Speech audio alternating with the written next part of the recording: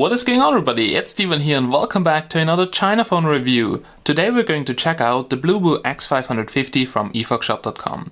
Now well, Bluboo, you probably have never heard of this before, but well, Bluboo is actually very long in the business. They made some designs for some other companies, like the EQ E04 Aurora design was also from Bluboo, so they're not pretty new, but they made now some very decent phone, which is the Bluboo X550, and it currently retails for about 140 euro on efoxshop.com. But what's so special about that phone? Looks like a normal Android phone, right? So not too fake, looks kinda good. But well, this phone is a battery monster just like the TH-L5000 or Elephone P5000. So this phone comes with a 5300 mAh battery. And you easily get 2 days or even 3 days of battery lifetime because it comes with a 1 GHz CPU, so the chipset is underclocked, but we'll talk about this a little bit later. Now 140 euro, very decent price for such a battery monster.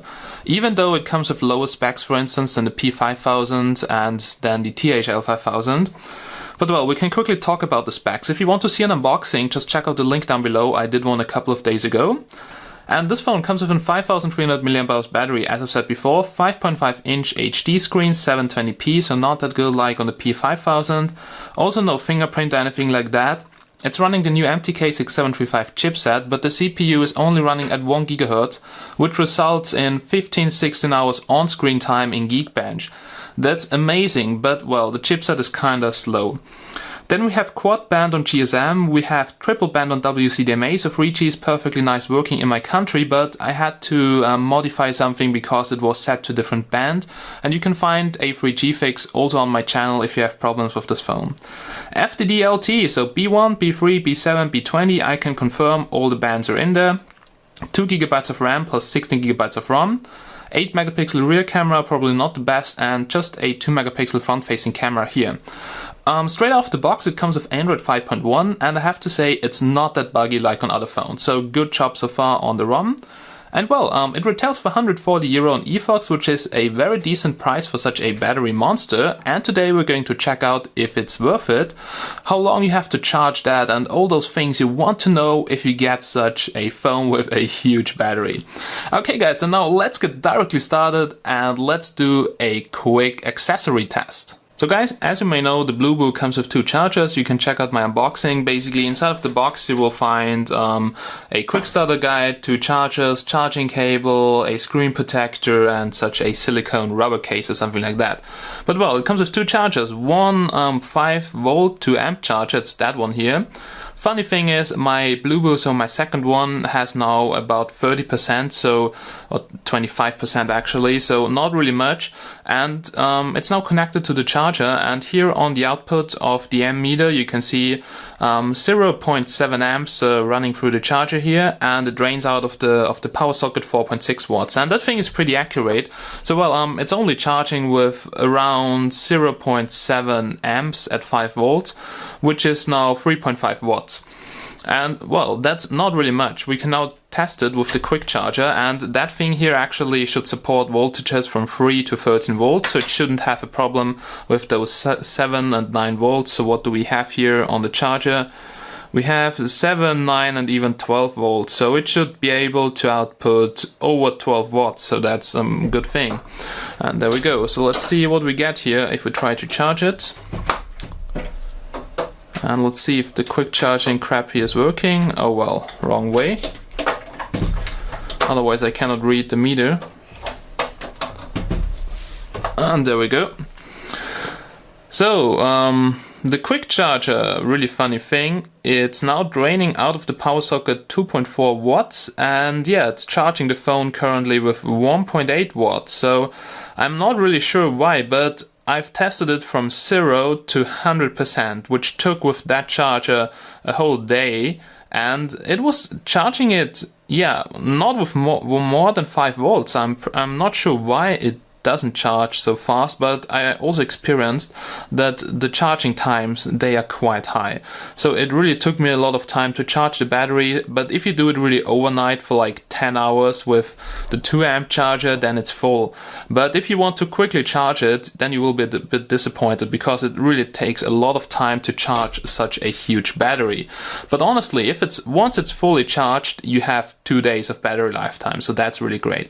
Okay, that's regarding the accessories. Now the chargers, they're not too bad. I'm not really sure what that quick charging thing here is, if it's somehow a problem with the charging circuit or with the charger, but I also did a measurement with my M meter with a stripped USB cable, and well, it was never taking more than 5 volts and 1.1 amp or something like that, so kind of slow charging speed on the Bluboo X550.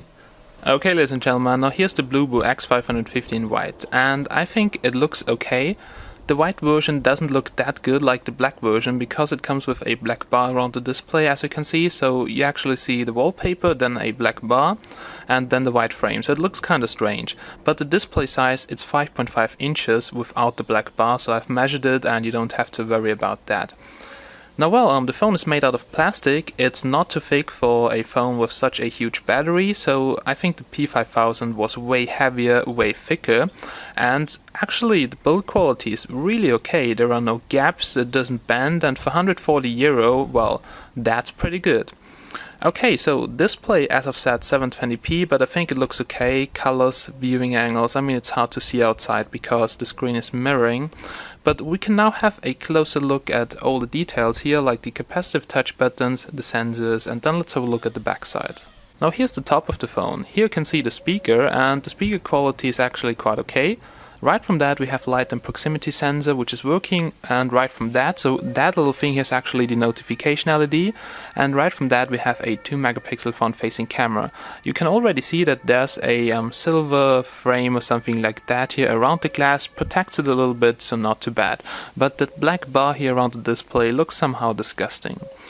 Here at the bottom we have capacitive touch buttons. The only bad thing is that they don't have any backlight. So you have here the home button, you have here the menu button, and here the back button.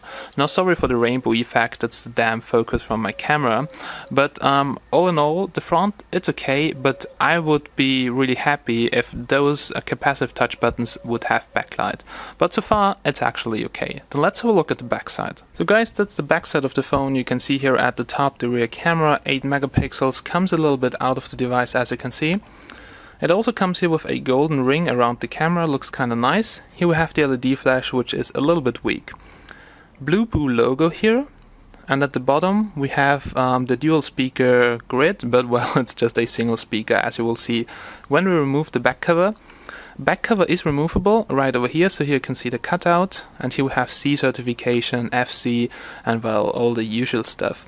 Okay, then let's just go and let's have a quick look at the frame. So guys, here at the top of the phone we have the 3.5mm headphone jack, as you can see, and the micro USB port. So all that is placed at the top, something I don't really like, but well, that's the design of the phone. Okay, so you see there are no gaps between the frame and the cover, and here the glass and everything, so the build quality for a plastic phone looks really good. Here at this side of the frame, so that's the right side, we have the power button and the volume rockers. So it's one button and it slides a little bit around, so up and down, but it feels okay to press. It could be a little bit better, but well, it's a plastic body phone, so it's not too stiff there.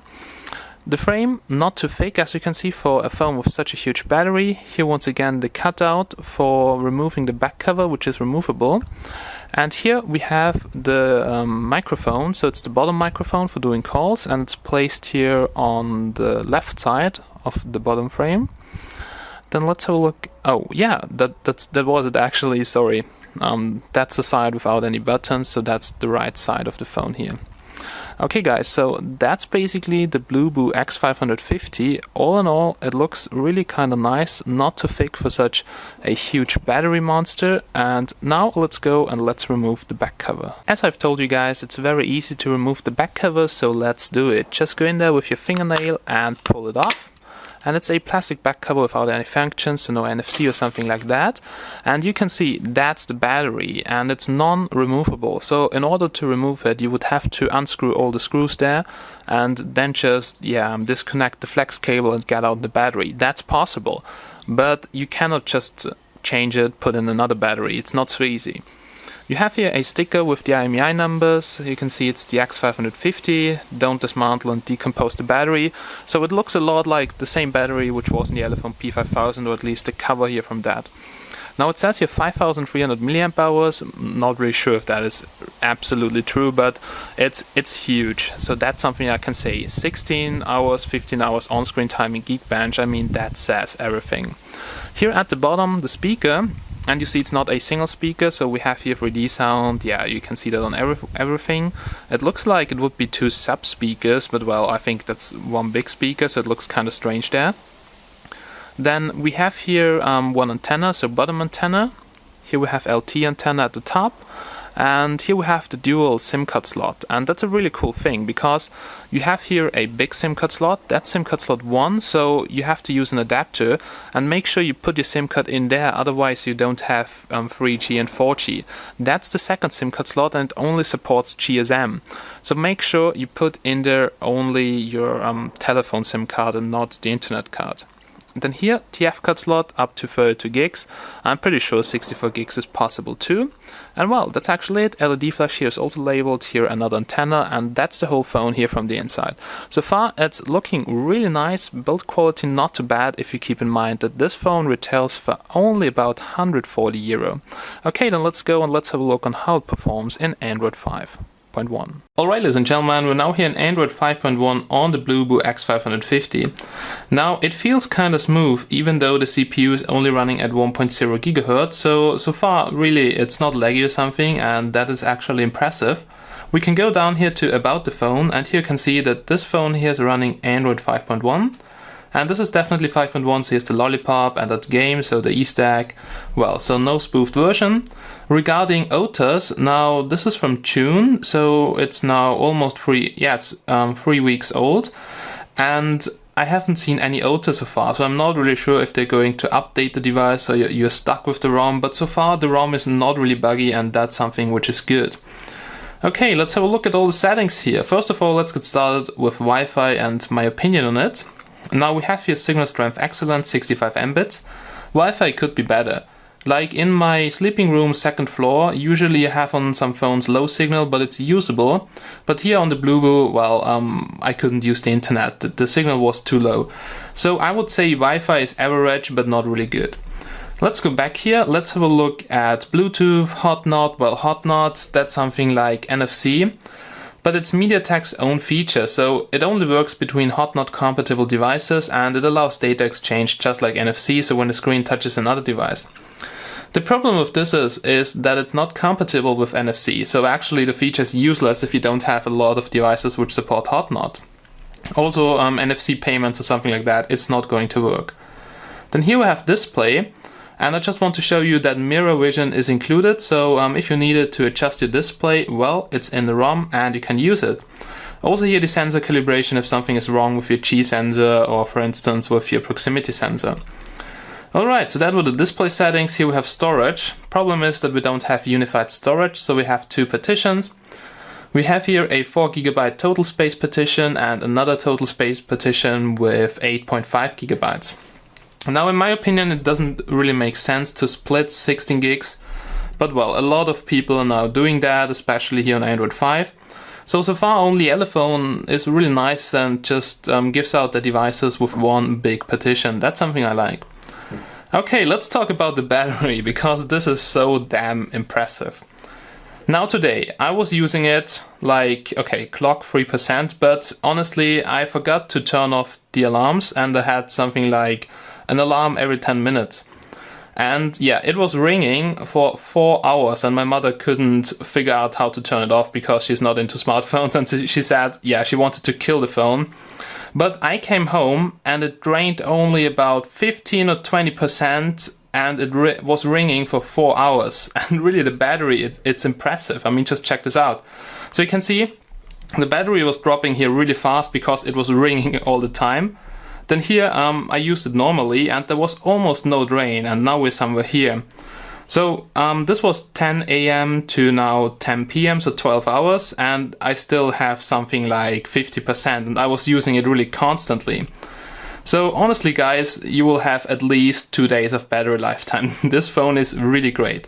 The downclocked CPU gives you in Geekbench around 15 to 16 hours, and this is impressive.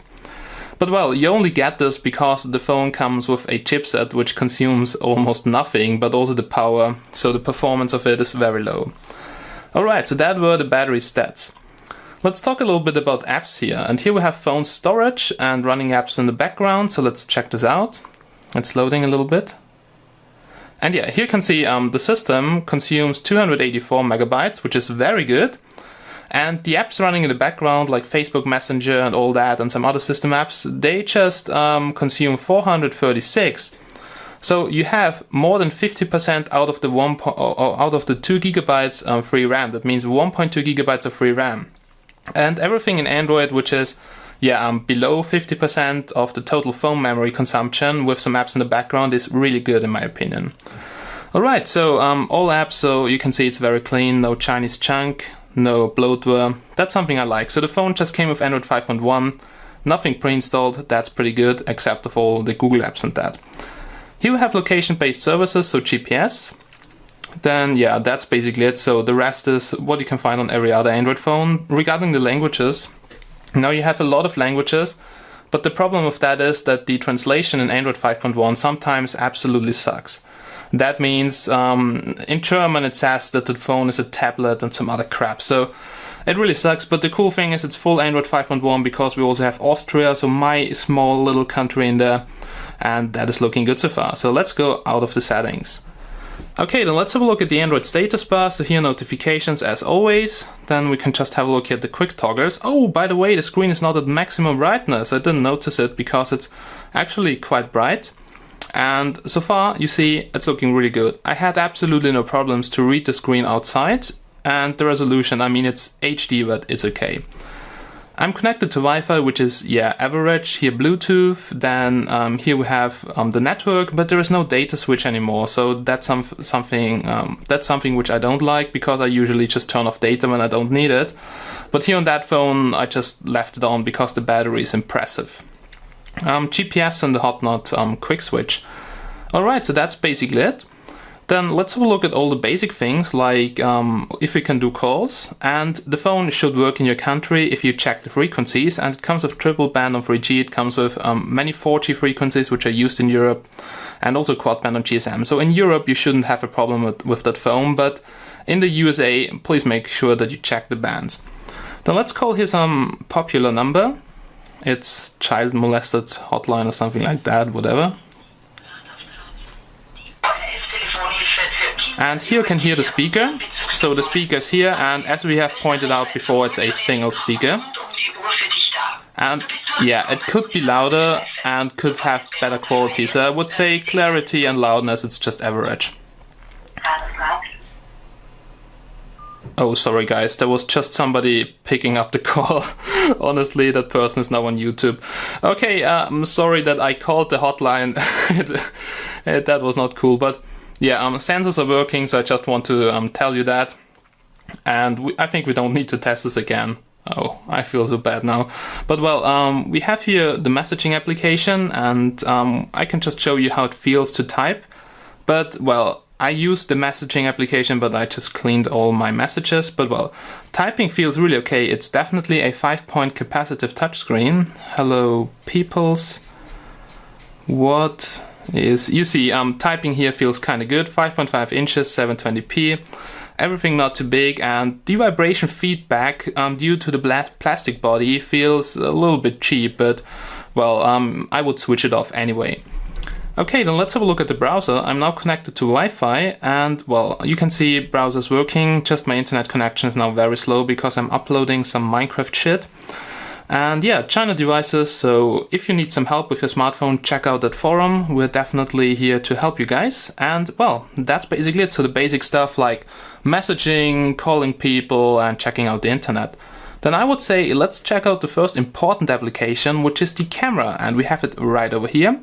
But for that we should go outside because we have better lighting than here in my basement. So let's go, guys. So boys and girls, we're now here outside in my garden to do a quick camera test. I just cleaned the lens. It's still a little bit blurry, so I guess, well, lens not the best. Let's focus here in the middle. Tap autofocus is working. Let's focus here on the outer borders. Let's focus here and on the sky, in the sky, whatever. And you see lighting adjustment works. Then yeah, also the focus, it's quite fast and smooth. It doesn't lag, so that's looking good so far. Let's try the shutter. Well, looks okay. We can check out the pics here in the gallery. Oh well, now it looks way sharper than in preview, so you can see here all the plants, but make sure you check out the sample pics on China devices, so I will upload them definitely by today. On the left side we have the usual panorama mode, effects, whatever, face beauty modes, and yeah. Here we have the settings, so let's quickly check this out. Here the usual settings, GPS location info, white balance and all the colors. Here in camera mode, sorry, I think we switched the mode because we cannot access all the settings, so this is quite common, yeah. Now we have zero shutter delay, anti-shake, we can just switch this on, I will try that later. And the maximum picture size is, 13, okay. Actually 8 megapixel sensor, but interpolated to 13, well. And that in full screen, so that's good. What do we have in 4:3? We also have 13 and 8. So let's keep it on 13 and I will just capture some pictures with that. Alright, let's set also the video quality to fine for the test. So you have your low, medium, high, fine, maximum recording dimensions, full HD, and EIS, you can switch it on here. Alright, ladies and gentlemen, so that's basically it. Let's switch to the front-facing camera, and you see this is really zoomed in, and yeah, it's on 1x magnification, so you really have to hold the camera far away from your body to get yourself in the picture. Like, if you want to get your head in the picture, you have to hold it like 40 centimeters away from your body. Not really cool. Okay, let's check out the dimensions here. Here are the camera settings, and here we have 5 megapixels. Oh well, it said 2 megapixels in the description, so interpolated to 5 in full screen, and I guess also in 4:3. Well, 5 and 5. Recording dimensions here from front-facing camera, I don't know, probably 720p or something like that. Okay, so that's basically it. That's the camera. Let's switch back here to the rear camera. Doesn't look so bad, but make sure you check out the sample pics on chinadevices.com. Okay, then now I want to show you some test videos I've recorded with the Bluboo X550. Now guys, here's a quick back camera test on the Bluboo X550. Looks a little bit blurry on the screen, but well, just check for yourself on the computer how it looks like. I think the colors, they are looking okay. Let's try to focus here a little bit. Well, if I try to focus on that, it's on the camera right over here, it's 10-15 meters away. It looks kind of blurry on the screen. But well, as I've said before, just check for yourself how it looks for you on the computer. And then AVB lighting adjustment looks kind of okay. But let's just go and let's have a look at some close-ups. And the tap autofocus is working fine so far. Maybe, yeah, some flowers, so we can also check out the colors. And there we go. Oh, holy shit, what was that? Yeah, here some roses, and that's some nice pink. But here on the Bluboo, yeah, it looks a little bit darker, but actually colors are looking good. Nice looking flower. Well, yeah. So far, camera doesn't look too bad. I think it's a little bit blurry on the outer borders, maybe a little bit sharper in the focus area. But well, just check for yourself on the computer how it looks for you. It's always hard to say something about the video quality, because some people are not using that feature at all. Some people, well, they just want to have a very good video camera. I would say it's average, or actually a little bit below average. But always decide for yourself, is it enough for you, or do you need anything better?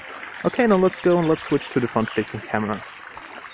Here's a quick front-facing camera video test on the Bluboo X550, and well, it doesn't look so good because it's really zoomed in.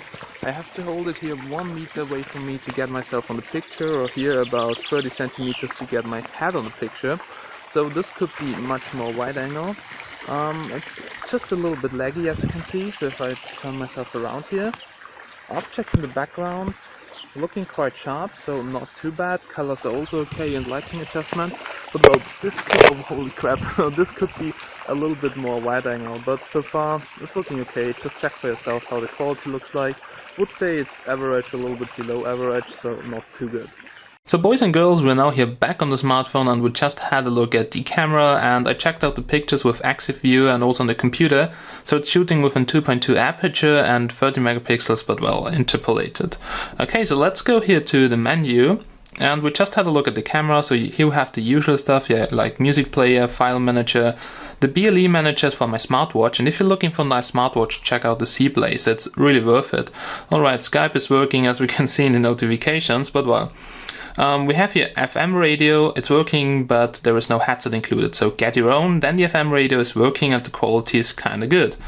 Next page, Google Apps, as you can see, Google Settings, Google+, that was pre-installed, also the Play Store. Maybe you have to update the Google Play services, but don't be afraid, just click Update All and this should do the job. Sound recorder, microphone quality, it's good, it's not noise in the background just like on the P7000, so that's also important, and I'm pretty sure I'm going to test it also in my other videos. Then yeah, now we come actually already to the apps which I have installed, like all the benchmarks, Facebook, Skype, so the things I'm actually using on my phone. So well, now we have actually checked out everything here. I don't want to show you too much in the menu, it's kind of stupid to do that. But I can say the phone feels really kind of smooth, also if you have more apps here on the home screen and here in the menu. But the CPU is only running at 1 GHz as I've pointed out before, and no full 64-bit support. So this is 32 bits, guys. And games are really laggy, and you will see that in the benchmarks. But before we come to the benchmarks, let's quickly do a speaker test, then some LED flash test, then maybe a quick GPS test, and after all this you will see the gaming test and the benchmarks. So let's go, guys. Guys, here's a quick speaker/movie test here on YouTube with some NCS movie sound or whatever. And well, I just did some movie playback and I watched some faster movies and there was no noticeable lag, so that's pretty good because CPU, you know, underclocked. But for media things like watching movies or something like that, no problem at all, and the battery gives you a good battery life if you watch movies. But as I've said, for gaming it's kind of slow. But let's do a quick speaker test. Oh my god, that sound is gay. But yeah, just listen.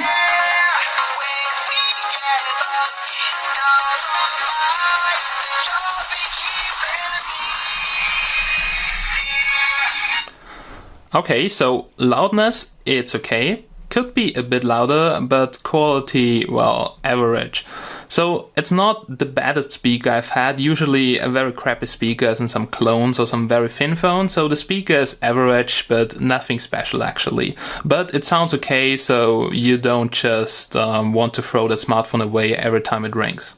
Now guys, here's a quick LED flash test and just check this out. Wow, this even lights out of the 3.5mm jack and it lights through the plastic here. So it's really strong, and if you look into that, it looks like you would get blind. Wow, it's very strong. I didn't expect that, I just thought it's crap, but just check this out. It's a really strong LED. And that's looking very good. I also took some pictures which I will also upload, and for instance it was completely dark in my room, so I can quickly show you that. It looks really impressive and it just lights up the whole room, even though it's very noisy as you can see, so it shoots with a very high ISO I guess. And yeah, but it lights up everything here, and it could light up the whole room with one flash. That's pretty good. So the LED flash is really not bad on the phone, and you can take photos at night. They will look very noisy, but at least it's possible, not like on some other cheap China phones. Yo guys, here's a quick GPS test on the Bluboo X550, and it takes about 30 seconds to find a fix, but the fix, so the signal level here is very low. It doesn't support GLONASS. We have 11 satellites in view, 6 in use, accuracy now 20 feet when I'm standing. As soon as you start traveling it goes up like crazy. And well, the signal level, as you can see, it's kinda low. We just have a couple of average signal bars here, and then a couple of red or orange bars, which means actually very low signal. signal, and from my experience I can say GPS will be very jumpy and easy to confuse. But my car is currently, it's not broken, but I have to do the timing belt, and it takes some time to do that on a 2.5 liter engine, so yeah, I hope it's running again next week and I can bring you then some GPS test in my car. But so far I can tell you, it looks the same like on the UKtel, same chipset, and that means probably very similar GPS performance, and it doesn't look good here in the GPS test application, but we'll also test it now in another application. So guys, here's the same test in Androids, and you can see we have here 4 satellites mirrored, and let's go here to the signal bus, and you see 4 satellites connected, accuracy 5 meters, but don't take this for serious.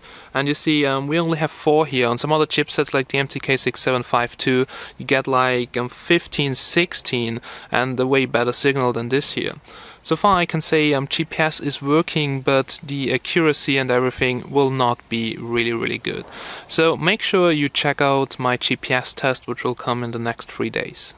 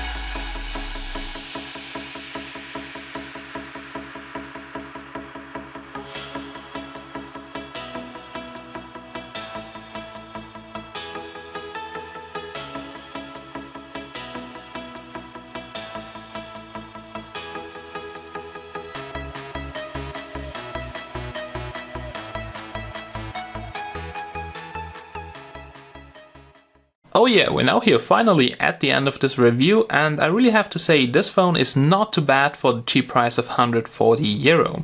Now it's a plastic body phone, as we have pointed out, so the build quality is okay, and it's a little bit thick because of the huge battery, but it's not too thick. And I think the other phone P5000 and THL, they were way thicker and they looked way more ugly than this phone. So actually the black version maybe looks very beautiful, white version looks kind of strange with that black bar. So that's just regarding the design, and also the notification, the capacitive touch buttons, they come without any backlight. So that's something I don't really like. But except of that, for 140 you get an HD screen, which is quite common, so for the price definitely okay. Only downside is that GPS is just like on the UKtel, which I have here in this box, it's really kind of bad. So navigation will be very jumpy, not really accurate, so I wouldn't use that phone as fitness tracker if you'd, for instance, go cycling and you want to track everything. You could be way off the road or whatever, or it's just losing the signal.